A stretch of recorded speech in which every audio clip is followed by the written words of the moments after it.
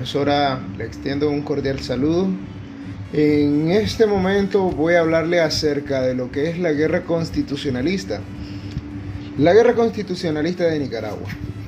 Todo comenzó con un conflicto político y militar que se desencadenó en Nicaragua tras el golpe de Estado conocido como el Lomazo, entre comillas, llevado a cabo por Emiliano Chamorro Vargas, caudillo político y militar del Partido Conservador, el 17 de enero de 1926 contra el gobierno del presidente Carlos José Solórzano, constitucionalmente elegido en las elecciones de 1924. Se daría por terminado el 4 de mayo de 1927 con el pacto llamado Espino Negro, firmado en Tipitapa por José María Moncada, general en jefe del Ejército Liberal Constitucionalista, y Henry L. Smithson, representante del gobierno estadounidense del presidente Calvin Coolidge, que apoyaba al presidente del pacto Adolfo Díaz Recinos.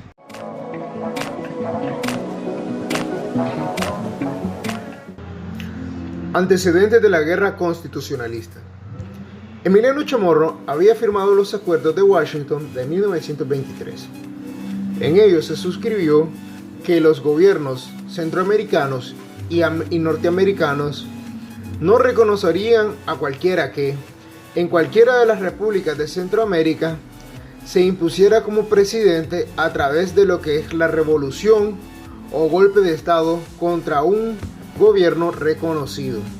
Después del acuerdo libero-conservador, conocido como el Pacto de Transacción de 1924, en las elecciones inmediatas triunfó la fórmula conservadora, republicana apoyada por el presidente Bartolomé Martínez, misma que estaba constituida por el conservador Carlos Solórzano, presidente, y el liberal Juan Bautista Sacasa, vicepresidente, y resultó derrotado el conservador Emiliano Chamorro.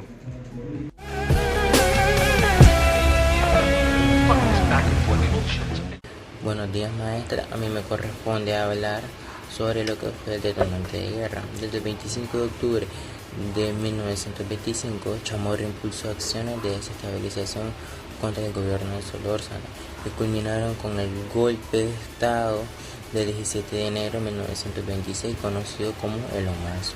El gobierno estadounidense no lo reconoció porque había violado los acuerdos citados. La Constitución ordenaba que en caso de renuncia del presidente, quien debía asumir la presidencia era el vicepresidente.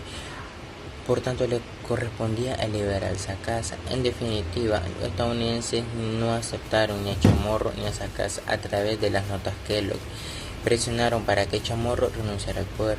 Ante la falta de reconocimiento internacional, Chamorro dejó el poder por un otro conservador tras una breve presidencia interina de Sebastián Uriza. Nuevamente ocupó la presidencia de Adolfo Díaz. Sacasa entonces se nombró presidente el 14 de noviembre de 1926, alegando que la Constitución le daba ese derecho. Otra vez los bandos políticos criollos se enfrentarían en una guerra fratricida.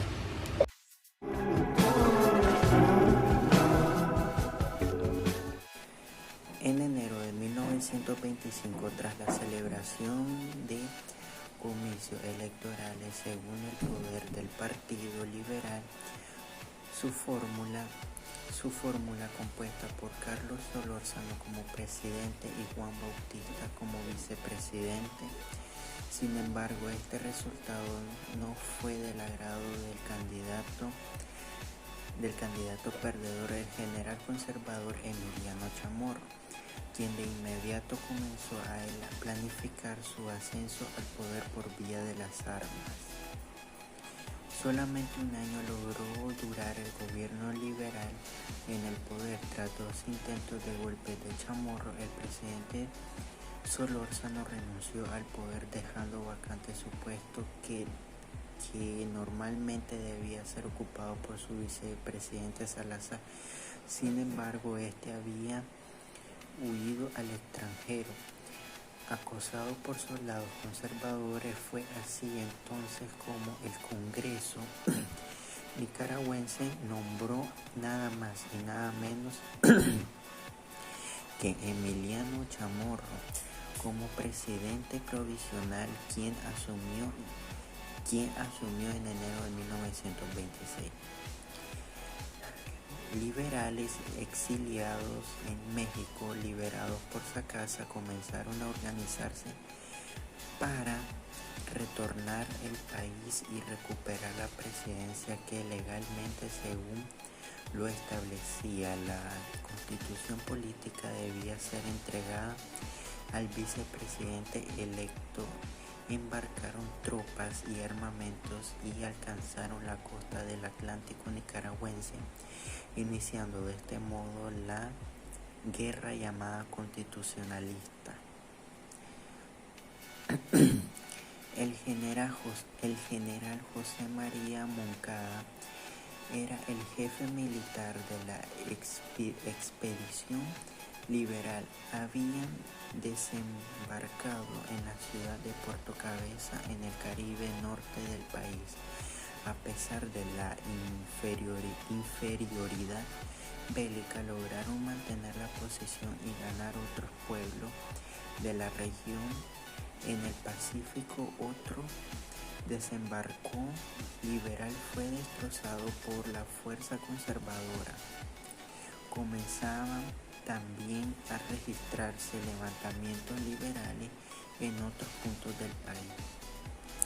Estados Unidos, desde antes de la llegada de los liberales a Puerto Cabeza, había enviado barcos de guerra a la costa nicaragüense con el argumento de velar por la vida y bienes de los ciudadanos estadounidenses residentes en Nicaragua.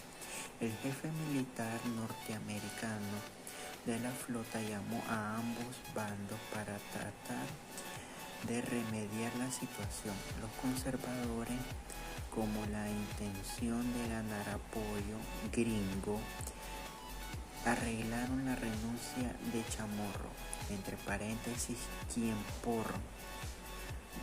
por golpista no podía ser reconocido por el gobierno del norte según tratados internacionales promovidos por ellos mismos, y nombraron como presidente a Adolfo Díaz, quien asumió el poder en noviembre de 1926 y resultó ser la marioneta perfecta para los intereses de los estadounidenses. Los liberales continuaron en la lucha al mando de Moncada. Pocos días después de la llegada a Puerto Cabeza, el jefe político de los liberales y reclamante de la presidencia, Juan Bautista Sacasa, llevó la situación a un punto más tenso.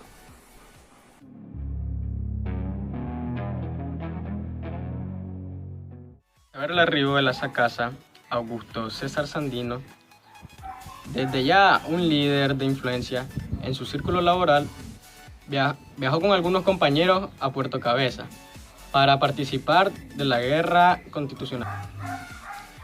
Estados Unidos ya había reconocido a Adolfo Díaz como el presidente de Nicaragua.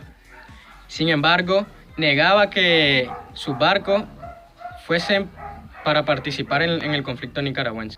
Tiempo después, los marines de Norteamérica señalaban que las tropas constitucionalistas habían sido derrotadas en casi todas las partes del país y que Moncada estaba acorralado en Chinandega y que estaba a punto de ser abatido.